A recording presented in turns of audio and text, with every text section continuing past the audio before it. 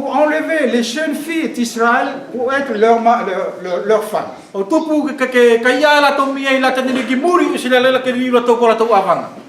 Et ça se passe dans le peuple de Dieu, Israël. Quand on voit les nouvelles d'aujourd'hui, c'est ça qui se passe actuellement aujourd'hui. C'est vraiment affreux comme situation. Et ils disent que c'est bon.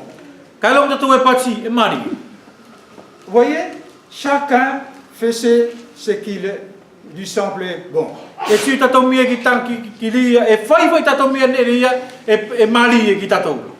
Transmettons un peu cette histoire dans la vie de l'Église. Qu'en est-il de nous?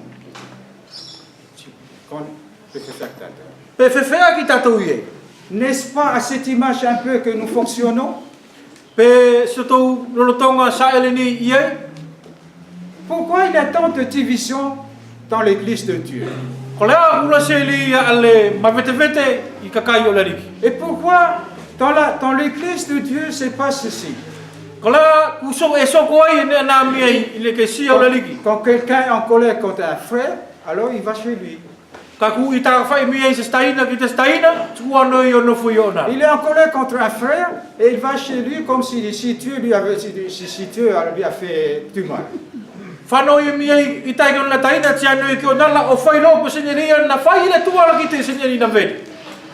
Nous nous comportons comme des bébés. Mais Dieu décide que nous grandissions, que nous sommes devenus des hommes faits. Et nous n'arrêtons pas de critiquer l'autre.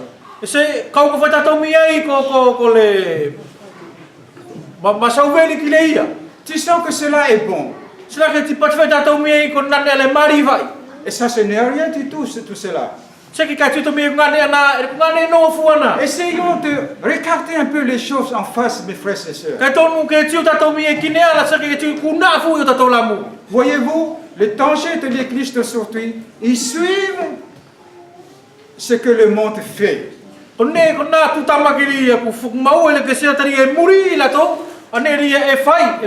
Revenons dans notre histoire. Vous voyez, cette histoire, le livre des Justes, nous montre une image très obscure, très noire.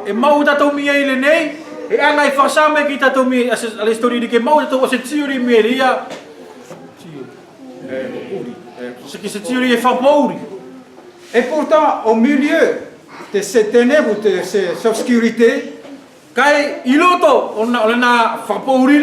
luise le livre de Ruth.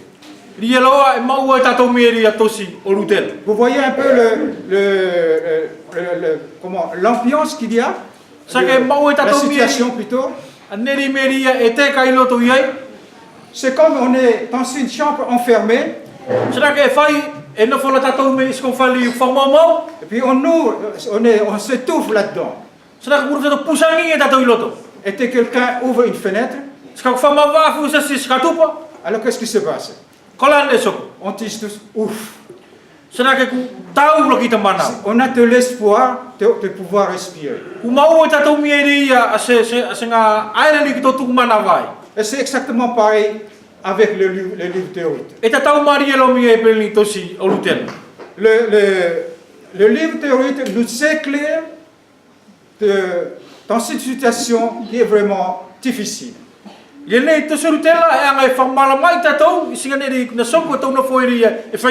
C'est pour cela qu'on avait commencé par le verset d'Exode. On va nommer nos méditations. Ruth est un oasis dans cette désert de faillite.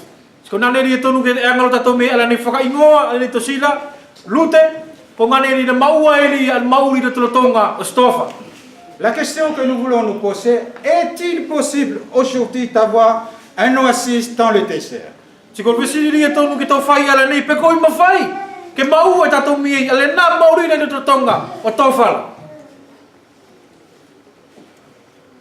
Oui, c'est possible. e io koe mawhai. Parce que c'est le désir de Dieu.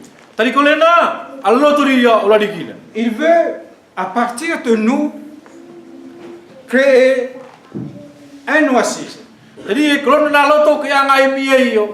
O whakatupu I tatou mia ria, a se mauri ria I tōwhala.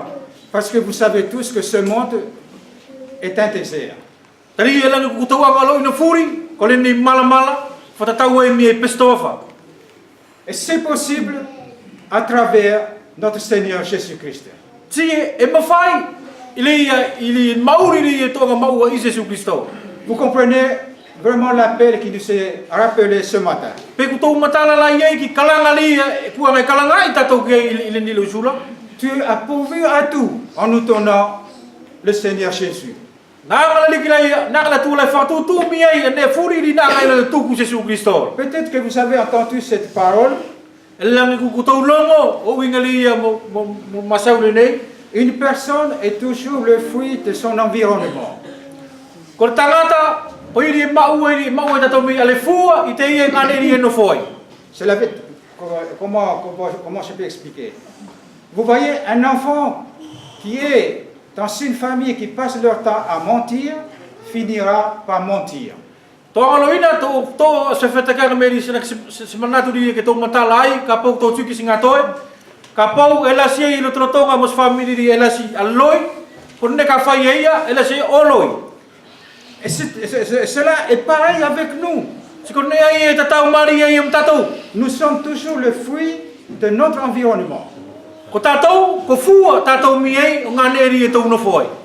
Pour nous, en tant que chrétiens, nous sommes dans un désert où l'environnement est mauvais. Ko tatou mi ei, e no fu tatou mi ri e I tō whali ko tō wha e veri. C'est pour cela il est important pour nous que Jésus-Christ soit notre air, plutôt pour que vous puissiez bien comprendre. O iri e ao ngai liki tatou mi ei, ke li liu Jésus Christo I mi ei, I o tupu o tatou mauri. Je vais vous donner un exemple. O anga tō se whetakianga. Et cela, c'est possible. Si kone elena e wheala. Pour bien comprendre la pensée, O tupu ke tau matala ki lena manatura. comment les plongeurs qui vont sous mer, ils puissent rester longtemps sous la mer. Pe whawheaki, e whai mi e ri ko tangata ukula. Ke e ukula tau ono fualoa, I lalo ri o taila. Je pense que l'apnée, le maximum, c'était 10 minutes, 6 ou 7 minutes. Masalo mi e ko tangata ri kuloa tura nofo langi nofo minuta e kaunfuru. Mais comment se fait-il pour des gens, les chercheurs, ils puissent rester des heures sous l'eau? Ka whawheaki lo ki la tau la mi e ri e, sakeri e maua I la tau la e ngā ui me ki yafa. Ke loa sa la tau nofo I lalo o taila. Vous savez, je pense que vous connaissez tous. Langi kutau anga lo ina furi. Et puis, ils sont en bas avec les poissons, mais ils amènent l'environnement, ça veut dire l'air des hommes en bas. Sana ke e nofo la tau mi e mo I ka lai lalo, ke au mai la tau mi e ian mauriri e na e rungala, ki la tau lai lalo, la elele. Vous voyez l'exemple? Maua e ko tau mi e ri ana whetaki ngala. Qu'est-ce que cela veut dire pour nous? Ko lea, no wingali ki tatou. Tu es sur cette terre dans un désert, E nofo tatou mi e I le nei malamane I tōwhala. un endroit où tout est contre toi. Ane e furi la me whawhesanga ai ki mauriri o oula. Mais comment peux-tu vivre ici-bas? Ka e whawheaki no le ia ke mauri ko I le nei kelela. Ben, tu vis, mais ta vie était où? E nofo ko le nei ka kolo mauri la e na e whea. Tu respires de l'air de tout, E tuku mana wako ki la e au me whea. et tu respires de l'air du ciel. E au tuku mana wako ki la e au me la C'est tulang. ce que nous sommes en train de commencer dans le livre d'Hébreux. Ko e ri e kuka matatio I tatou I to siria e peleola. Ben, tu vis, Dieu nous offre la vie du ciel pour notre vie sur la terre. Ko la tuala na ngai o sori ki tatou a mauriri e la tulangila, o tupu ke mauri e tatou I le nei kelela. Est-ce que vous comprenez cela? Pe ko tau matala ki le na neala. Tu vis ici, mais ta vie vient d'un autre lieu. E mauri tatou I le nei, ka ko tatou la mauri e au e me tasinga Et nei. c'est ça, seule notre espérance. Ko le na le manakiri e no fum Vous tatou. comprenez?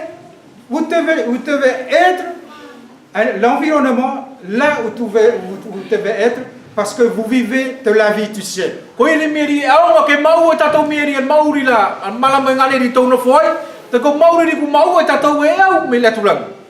Voyez, c'est important que nous sachions cela. E aonga e mauinga ke lo ine tatou Et c'est wan pour le cela na. l'appel de ce matin, Dieu désire faire de vous des oasis. Ko le na kalanga li fi fai le li ki tatou ile usuru nei e la toi ke fai e ki tatou ke tau liu o fai pe se ngale ri maui e an mauri. Et le deuxième point que j'aimerais simplement continuer ce matin, Lua puani di ka loto ke tau soko atu ki ile usuru nei. parce que ce sont les points qui traversent le livre de Ruth. Ona puani di sana ke e to anga ri o mauri e whakalaka ri tosi nei o lute. Et le deuxième point, c'était, je ne sais pas si vous avez entendu cela, mais c'était la loi du parent ayant droit de rachat. C'est un peu difficile parce que peut-être vous avez entendu parler de ça. Mais je vais vous habituer à cela. Il faudra bien commencer un jour. Kolelau, Olkainga, Aleia, Kolonamaua, Ketotongi et Eia. La loi du parent ayant droit de rachat.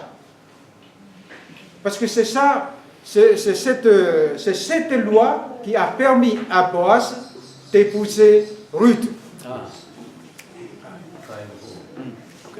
Car vous avez compris un peu, c'est un peu difficile parce que je pense, c'est pour cela que je vous invite à lire ces livres-là. Saka ko se lao e maua miei e maua i sake mauri fa familila i matua la lisa ke mafai ria ke angala tau o ahoi feni temi e totong.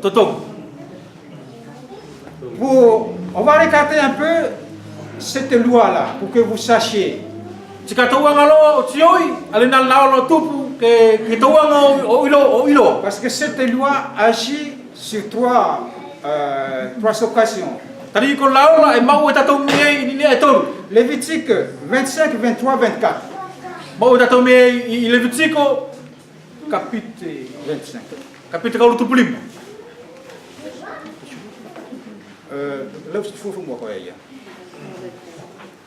Lévitique 25, 23. Soyez un peu patient. Je vais essayer d'aller tout doucement pour essayer que vous compreniez 25, 23, 24. Aua na ke whakatau loa se kele o tukupau. Tari e ko whenua a aku. Tari e ko tonu nofo i loku kainga o whai peni matapule. Moni iki ala e no nofo whakatemi. I whenua katoa leia e ko tau maua i ailoa. E ko tau whakatu loa ki le kele le lao o le tototongi. Le premier aspect, c'est lié à la propriété. Uruaki e masau ke uinga leia mo tangata pulela ona ni kelela. On parle ici des terrains, des terres. E masau iai ile nei to mau e masau inga mo kele. Quand Dieu donne les terres à son peuple, il les donne pour toujours. Mau tato mia ka sori e le telenola se kele ki no kakaila e sori e mi o ka ko ki lengato. Il devait les posséder perpétuellement. Ti tonu ke faunga ia mi. Ti tonu ke tau pau e la tau mia ri o tu mau. De le passer de génération en génération. O tupu ke ia no tau tupu, mo tau tupu. Mais la question qu'on peut se poser, Kai ko pisi no lia e tonu ke fai tato. est-ce qu'ils ne peuvent pas le vendre, ces terres-là? Pisi mi fai loa ke voti la tau mia istemi ana kelela. Si, mais c'est temporairement. E io ka e voti fatemi. Parce qu'il existe cette loi-là, une loi spéciale. Tari na temina na yei na lao. Ti ko lao e ke seia. Lorsque tu achètes un terrain d'un juif, Kapou e totongi mi e ko a sekele me stangata sutea. tu dois connaître cette loi-là. Ti tonu ke lo ina ko ale na lao. Parce que cette loi dit qu'à l'année du jubilé, ces terres-là reviennent aux propriétaires. Kakaku ki fetu la mia yo supleola e tonu ka teri mai ana kelela ki tangata sutea. Vous voyez un peu l'importance de connaître ces lois-là. Tu tato mia ri ki mau inga foki tonu ale iloa na lao. Par exemple, un juif qui a des problèmes financiers. Kato tu mia ka kusoko la mia se fenga ta ia ki tangata sutea. Ils vend une partie de ses terres pour payer ses dettes. Et lorsque la trompette sonne, le jour du jubilé,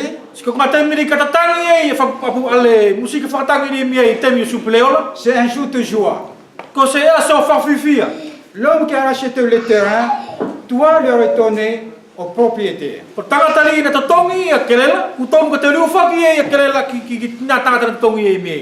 Et l'année du jubilé, c'est lui qui régulait le prix de la terre. C'est celui qui fixe le prix de la terre. Si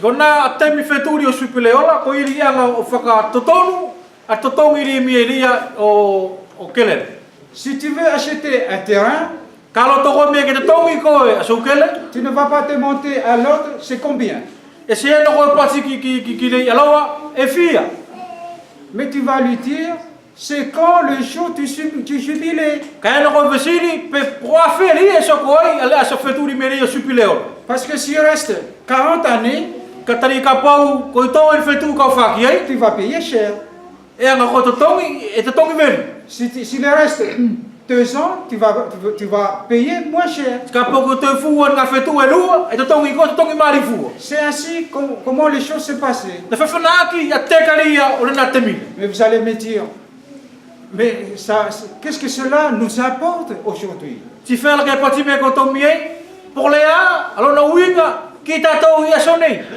Un homme de 60 ans, il a déjà son jubilé.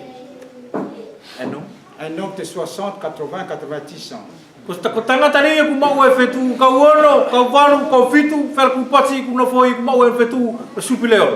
Qu'est-ce que cela veut dire? Il faut bien comprendre les choses. Cela veut dire celui qui a le jubilé, il a, comment on appelle ça? Il est déjà au repos. Cela veut dire qu'il est presque avec son Seigneur. Vous comprenez? Qu'il est avec le Seigneur.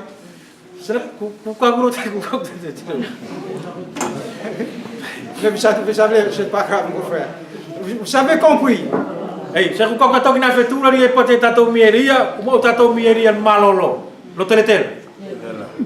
Cela veut dire pratiquement que plus tu avances dans ta vie, moins les choses de la terre deviennent vaines.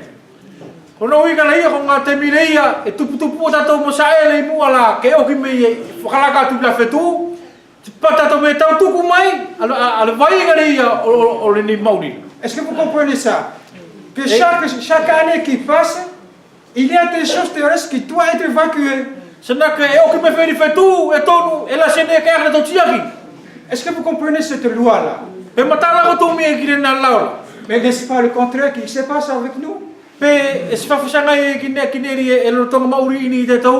C'est très important de voir cela parce que c'est pratique, mes frères et sœurs. Parce que le jubilé nous parle de quoi? Du repos. C'est pour ça les vieux, je veux dire les vieux, les plus âgés, ils ne doivent pas s'inquiéter de ces autres choses.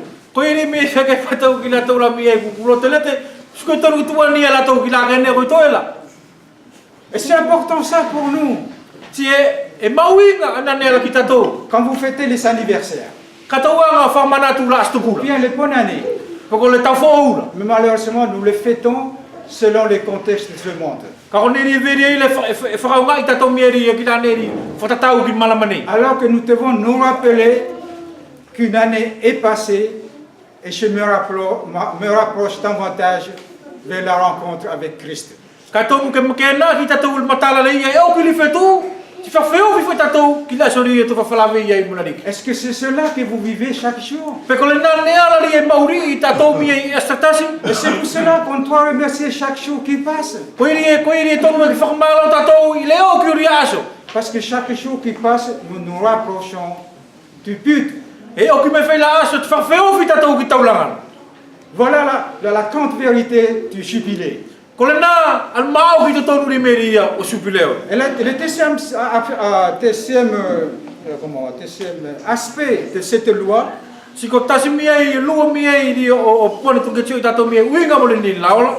c'est en rapport avec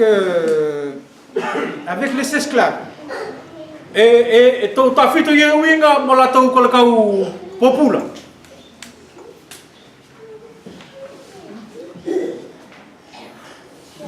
Imaginez que tu as des problèmes, tu as une tête, une grosse tête. Tu as deux choix. Aller en prison ou se vendre à une famille riche. Toi avec ta femme et les enfants. Et là, vous devenez esclave jusqu'au jour du jubilé.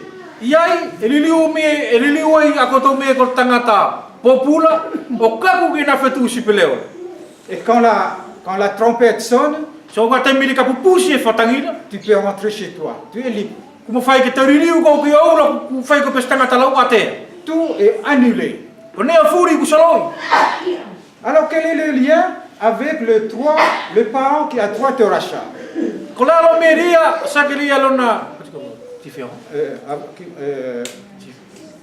Avec la loi du parent ayant droit de racheter.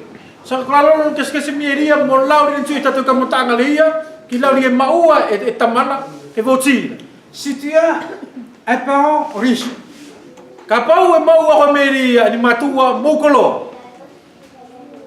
ou un frère, quelqu'un, c'est un parent, mais pas un ami. Par exemple, un frère, un cousin, un oncle, une tante qui est riche.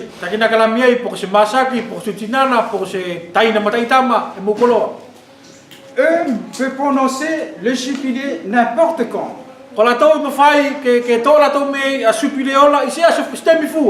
Est-ce que vous comprenez? Voilà, c'est le deuxième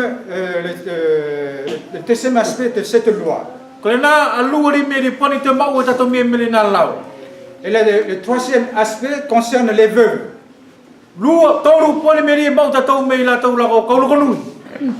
C'est ce qui se passe dans l'histoire de Ruth. Cela veut dire si un homme meurt sans laisser de descendants,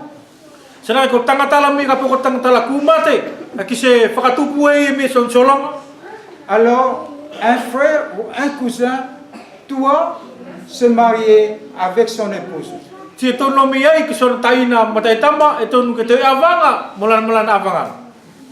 Et le fils qui va naître va porter le nom du défunt mari.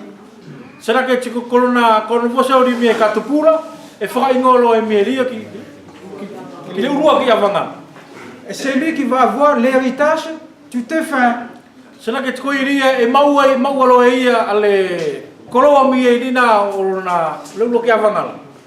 Pourquoi cette loi-là? Tout simplement pour prolonger la lignée messianique.